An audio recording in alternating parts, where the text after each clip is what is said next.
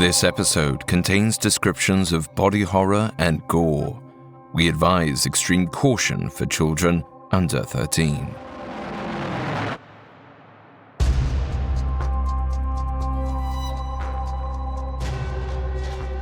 The following is an excerpt from the Masque of the Red Death by Edgar Allan Poe. The Red Death had long devastated the country. No pestilence had ever been so fatal or so hideous. Blood was its avatar and its seal, the redness and the horror of blood. There were sharp pains and sudden dizziness, and then profuse bleeding at the pores with dissolution.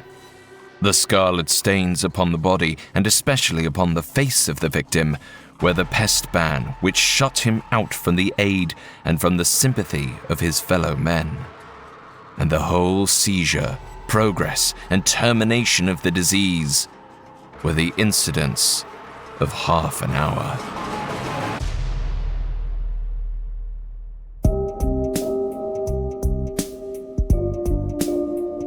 Good evening, everyone, and welcome back. I'm Alistair Murden, and this is Haunted Places Ghost Stories, a Spotify original from Parcast. In this series, we reimagine ghostly tales from some of history's greatest authors. The following version is our own unique take. It may feel familiar in some ways and different in others. We hope you enjoy it. You can find episodes of Ghost Stories and all other Spotify originals from Parcast for free on Spotify. Today, we continue our month-long special on the work of Edgar Allan Poe. Each week in January, we are retelling one of the author's Gothic tales in honor of his birthday. And today, for the third and penultimate episode of the series, we're adapting The Masque of the Red Death, a grim parable about the inevitability of death and the inhumanity of those who try to evade its grasp. Originally published in 1842, the original narrative centers around a prince who thinks he can use his fortune to protect himself from an epidemic decimating his country. Our adaptation will move this story from a castle to an island. And while Poe's version suggests it's set in medieval Europe, we're moving our story to America's Gilded Age, a time when wealthy robber barons wielded the power of kings. I'll be narrating our story as Robert Robeshire, a young man who seeks shelter from the plague with his affluent cousin, Prospero. Unfortunately, Robert will soon learn that no place is safe from the terror of the Red Death. Coming up, a nation descends into madness.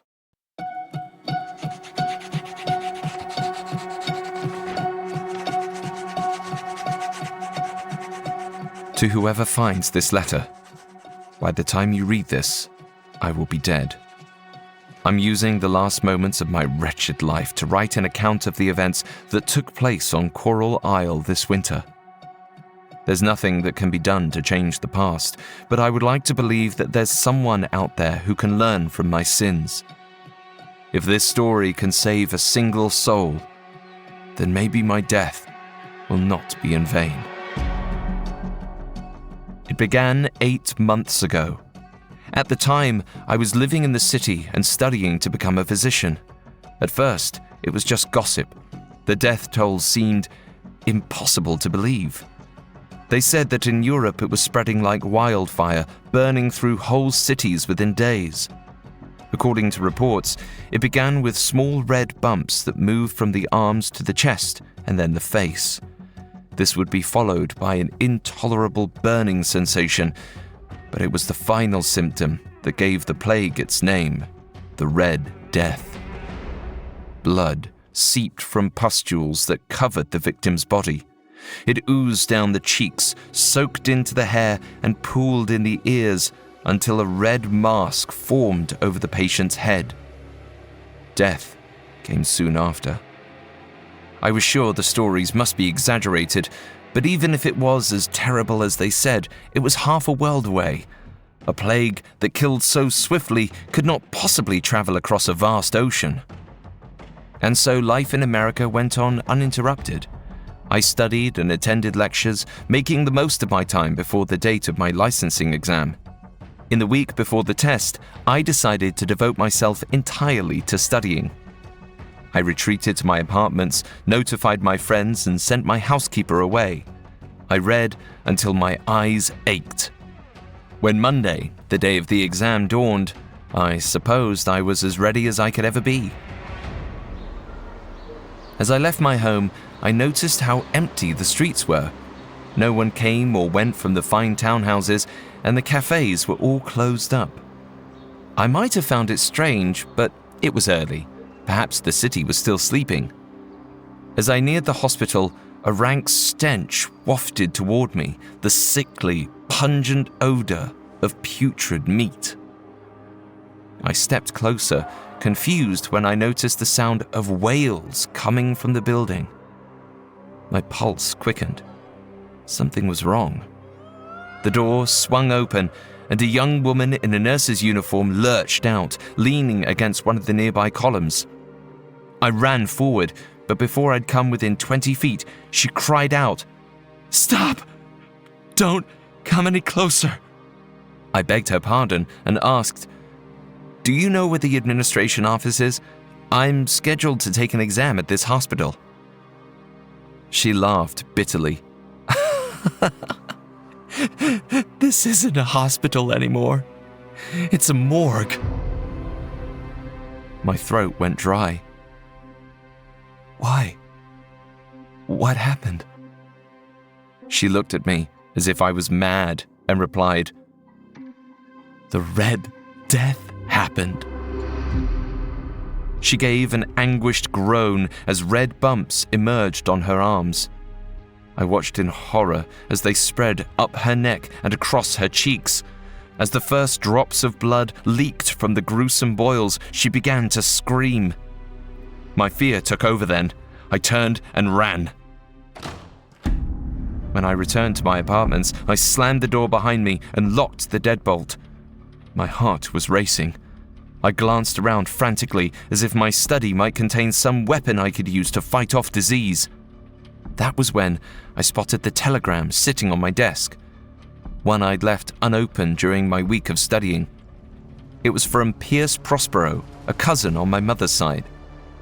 I'd never spent much time with my cousin. We didn't exactly run in the same circles. I was no pauper, but Prospero was one of the richest men in the country. He was the ultimate arbiter of social standing among the upper classes. Normally, I would have been thrilled to receive a telegram from Prospero. I'd always hoped that once I became a doctor, my cousin might consider introducing me to the country's upper crust. I was so eager then, so desperate to be considered one of them. But in that moment, all I could think was that perhaps the telegram contained some horrific news about my relatives. I quickly unfolded the paper and began to read. "Plague has made the city unbearably dull. Stop. I shall be collecting a few of my most valuable friends and retreating to my summer cottage on Coral Isle. Stop. It would be advantageous to have a doctor on hand. Stop. I shall send a coach on Monday evening. Stop." I sank into a nearby armchair, relief washing over me. I could be safe on Coral Isle, far away from the deadly miasmas of the city. I took a deep breath. I had to find a chest and pack my things. I was going to escape this death trap. They came for me just before nightfall. I was waiting by the window when a grim black coach pulled up outside my home. 2 men were perched in the driver's box. One was dressed in a footman's livery, and the other wore a long red cloak. This second man glanced up at the window as if he'd known I would be standing there. A chill ran up my spine unbidden. I supposed I should be grateful. This carriage had come to deliver me to safety.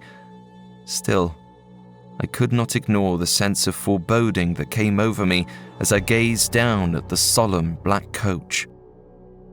I swallowed my dread and went downstairs. The footman rushed to help me with my trunk, but the man in red did not leave his seat. I peered out the window as we passed through empty streets. At first I wondered if the city was completely abandoned. Then we entered the slums. People were crowded into the decaying tenements. They were slumped in doorways or sprawled in the street. Some even lay dying in the open sewers. The nurse at the hospital had only just begun to bleed, but these people had clearly been suffering for longer. Crusted red masks covered their mouths and eyes. As I peered out at this frenzy of human misery, something slammed against the window.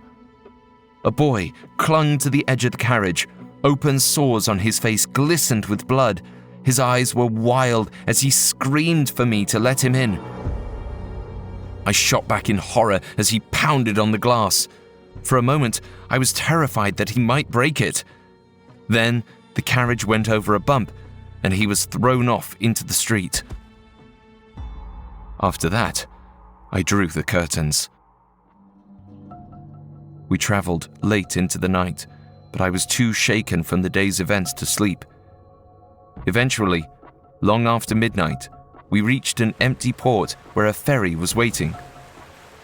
We boarded the boat, and as the two coachmen set about unmooring us from the dock, I settled myself onto a narrow wooden bench. I watched the black waves lapping at the side of the boat, and soon, under the influence of that lulling sound, my eyelids grew heavy. Gradually, I slipped into an uneasy sleep. I awoke as the ferry pulled into a private dock. A set of stone steps ran up the perilous cliffs at the edge of the beach. Just beyond loomed the cold, imperious Carmine Court. My cousin's so-called summer cottage was a palatial mansion that blocked out the newly risen sun. The slate roofs were topped with boxy chimneys and coal black iron spires that pierced the summer sky. The owner of that home was waiting for me on the dock. Prospero greeted me from 20 feet away with a barrage of questions about my health and the state of my skin. Once I'd convinced him of my wellness, he came closer and welcomed me with a hearty slap on the back. "Welcome, cousin. Wonderful to see you here safe and sound. The rest of us left the city as soon as it began. Coral Isle is the safest place to be. No one steps off this dock without my explicit permission. If there is even a whiff of exposure among the staff, they are sent back to the mainland straight away." I furrowed my brow. It seemed cruel to send loyal servants away to die, but I supposed it was necessary to prevent transmission. I asked my cousin, "So, the two footmen who drove me here will not stay?" Prospero gave me a look of confusion. "Two footmen? I only sent one."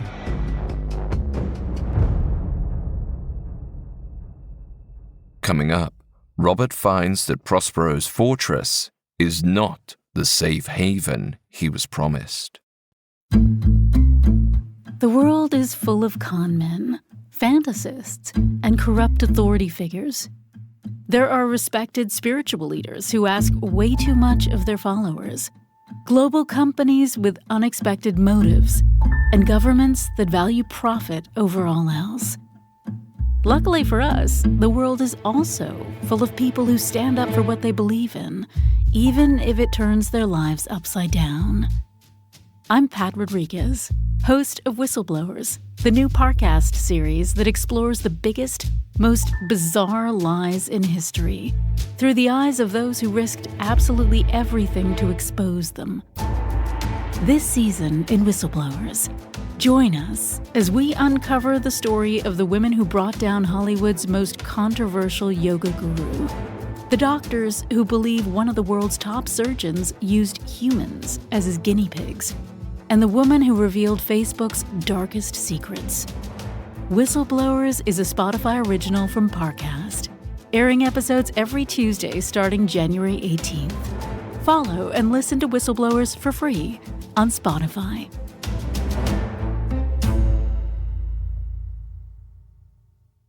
Now, back to the story.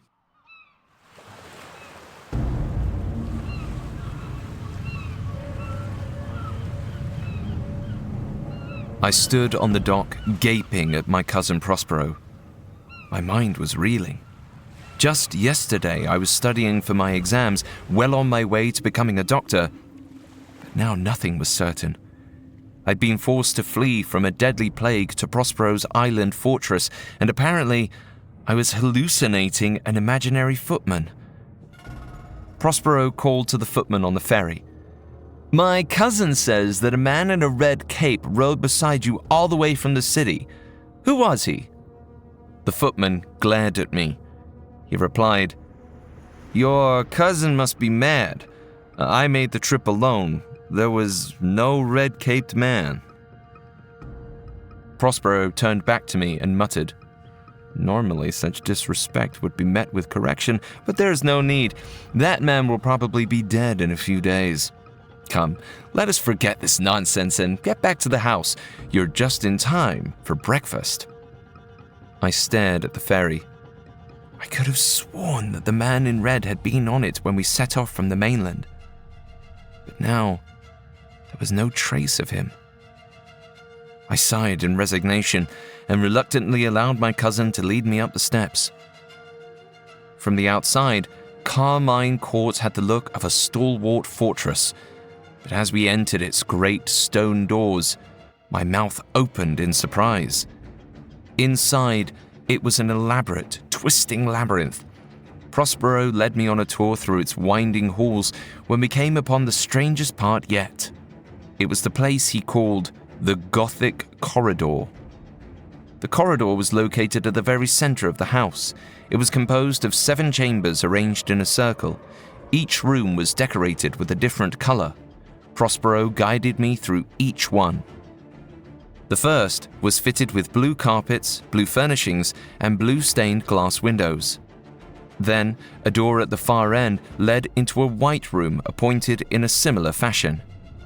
Beyond this were 5 more chambers in orange, yellow, green, violet, and black.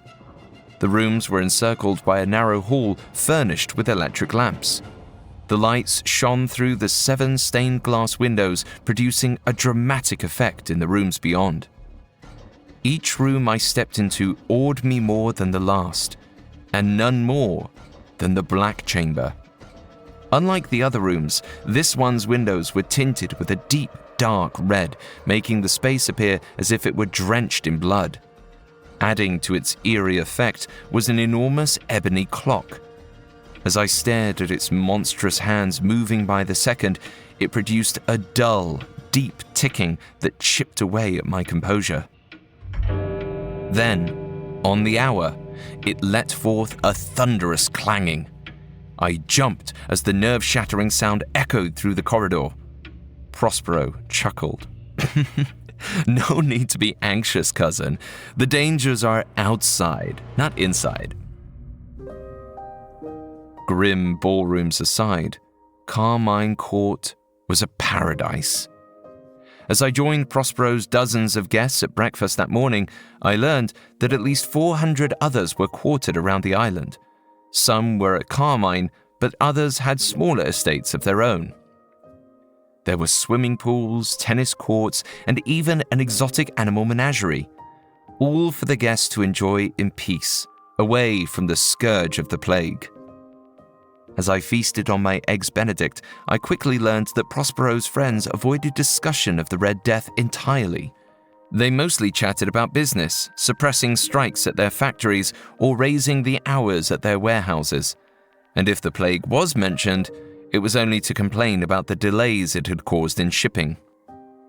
As I eavesdropped on these conversations, a guest across from me sent back her plate of foie gras.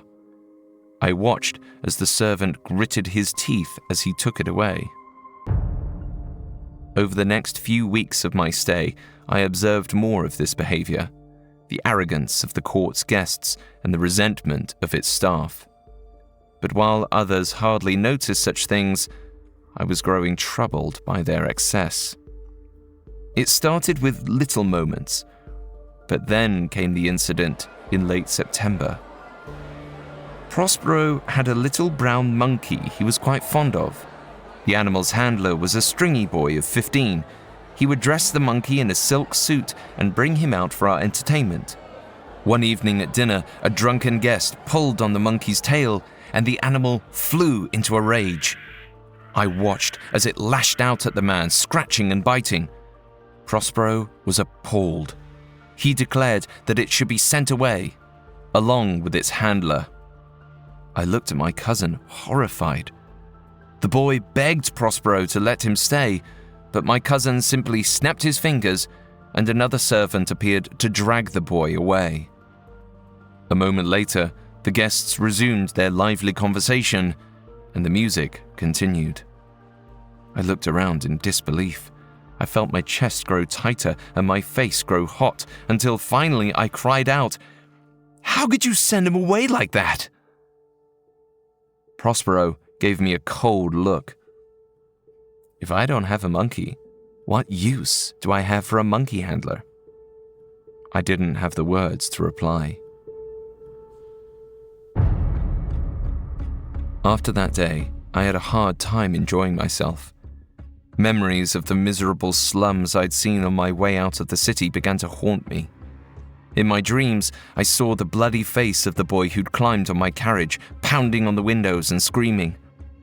But I couldn't leave the island. As far as I knew, it was the only safe place left in the world. No one could step foot on the island without Prospero's approval. At least, that was what Prospero said. Although I did wonder every now and then about the man in the red cape. That first day, Prospero had tried to convince me that he was an illusion, but I didn't understand how that could be. The man had seemed so real, and if he'd truly been there on the ferry, he must have gotten off onto the island. I tried to tell Prospero this, but he'd become quite skilled at brushing off my concerns. After some time, I suppose my memory had betrayed me. I believed I really was safe within the walls of Carmine Court. Eventually, I'd come to discover just how much of a fool I was. Autumn passed into winter, and a thick blanket of snow covered the carefully cut lawns. Prospero announced his plans to hold a medieval masquerade on New Year's Eve. I never planned on going, but when the day of the ball arrived, I found it hard to resist. Prospero had planned the party of the century. He'd had fireworks shipped in and ordered bolts of damask and silk for costumes. His mask was sterling silver, studded with emeralds that had once belonged to Marie Antoinette. There would be fine champagne and caviar-stuffed oysters. By sunset, the whole estate seemed to crackle with an electric energy. The ball was held in the Gothic corridor. As I entered the blue room in my modest black cape and harlequin mask, I gaped at the spectacle of it all. Bejeweled revelers streamed in through the doors. They wore velvets and chiffon and all manner of mad and fantastical masks. There were birds, skulls, and devilish chimeras. I was overwhelmed by a sea of color. It seemed there were dresses of every hue and shade in existence, except, of course, red. Prospero had forbidden his guests from wearing red. This was a night for pleasures. No one wanted to be reminded of the Red Death. I made my way into the white room where a group of musicians were whipping a throng of dancers into a frenzy.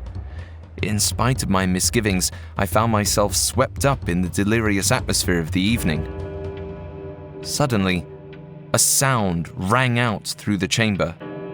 It was the striking of the clock. The musicians went silent. The people around me froze. Then, the last bell faded away, and the music resumed. The tolling of that dreadful clock brought me back to my senses. I suddenly felt awkward and out of place. I retreated from the dance floor and downed a few glasses of champagne in the hopes of banishing my sudden melancholy. As I watched the dancers, I saw something out of the corner of my eye, something red. I glanced frantically around and spotted it again, ruby fabric disappearing beyond the doorway. I rushed into the orange room just in time to see a flash of crimson slipping around the corner. My heart pounded. The guests had been forbidden from wearing red. What if it was... I tore through the yellow room and then the violet and green ones. Finally, I came to the threshold of the black room. It was empty, except for a man in a red cloak standing before the stained glass window. A cold sweat sprang up on my neck. The figure turned toward me, and my eyes went wide with horror. His face was coated in a layer of crusted blood. It was so thick that it obscured his features in a hideous red mask. I let out a scream of terror and fled. I rushed through the crowd, pushing people out of my way until I ran straight into my cousin and fell to the floor. Laughing, Prospero helped me up and asked, "Where are you hurrying off to?" My voice rose to a hysterical pitch. "It's the man in the red cape! He's here!" Prospero looked at me with irritation. "Haven't I told you to let that go? God, you're exhausting. Always grimacing like a school marm. You haven't even done me any good here as a doctor. Perhaps we don't need one after all." As he finished speaking, the clock struck midnight. Suddenly, Prospero's eyes went wide. He was looking at something behind me. I spun around and came face to face with the red figure. Prospero screamed over the bells. "You! How dare you! I demand you remove that disgusting costume!" The cloaked man did not move. The last chime faded away, and for a moment, all was silent and still. Then the figure turned and walked back toward the black chamber. The crowd parted for him, pressing back against the walls. As he stepped beyond the doorway, Prospero let out a cry of frustration. He drew a dagger and ran forward. Hearing his approach, the man in red spun around to face his attacker. He held up a hand. Suddenly, Prospero's body twisted. His face contorted in agony, and he collapsed. But he did not lie still. He convulsed on the floor, screaming. Boils sprang up all over his skin, then they erupted in blood. Cries of fury and despair went around the room. The crowd rushed at the red figure. As they fell upon him, the man's robes collapsed, as if there had been nothing beneath it. The Red Death began to spread through the crowd. Lumps expanded across their flesh. Priceless silks were soaked in blood. People wailed and tore at their clothes, trampling each other in a desperate effort to escape. But I did not panic or run. I knew it would do no good. It was too late for me, too late for all of us. The Red Death had come to Coral Isle. Some died within minutes. Most were gone after an hour. I was the only one to last this long. The sun is rising now. As I write this, I feel the burning sensation spreading across my left arm. It won't be long. I can only hope that the person who finds this will believe my story and heed my warning. The Red Death is not like any other pestilence. It can find you anywhere. It does not spread through spit or air. We have called it upon ourselves. God forgive me for my part in this story. God, forgive us all.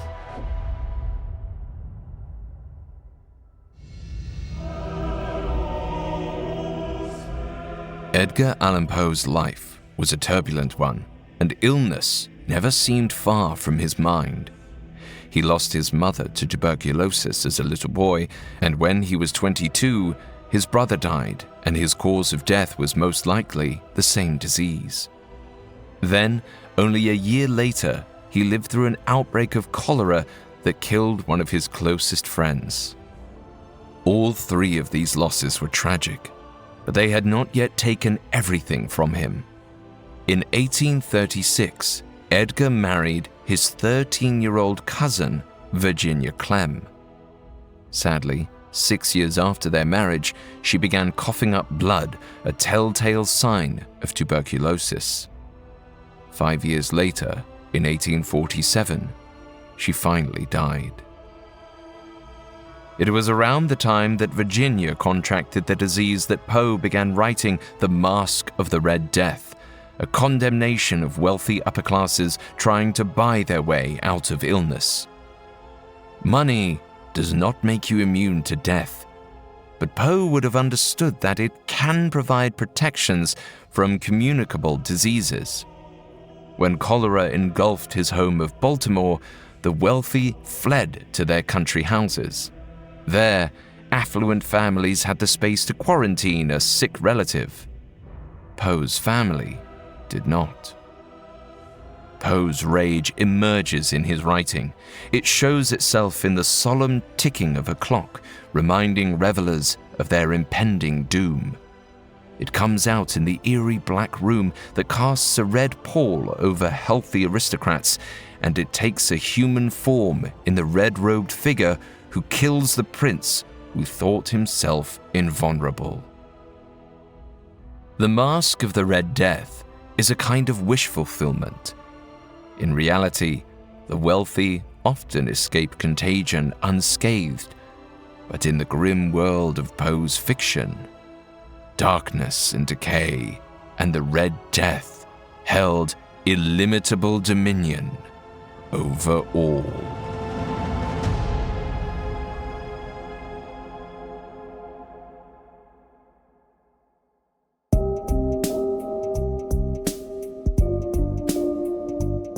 Thanks again for tuning in to Haunted Places Ghost Stories. We will be back on Thursday with the final episode of our series on Edgar Allan Poe. Join us next week for an adaptation of Poe's famous poem, The Raven. You can find more episodes of Ghost Stories and all other Spotify originals from Parcast free exclusively on Spotify. See you on the other side. Haunted Places Ghost Stories is a Spotify original from Parcast. It is executive produced by Max Cutler, sound designed by Anthony Valsic, with production assistance by Ron Shapiro, Trent Williamson, Carly Madden, and Travis Clark. This episode of Haunted Places Ghost Stories was written by Zoe Louisa Lewis, with writing assistance by Robert Teamstra and Alex Garland, fact-checking by Audriana Romero, and research by Mickey Taylor. I'm Alastair Murden.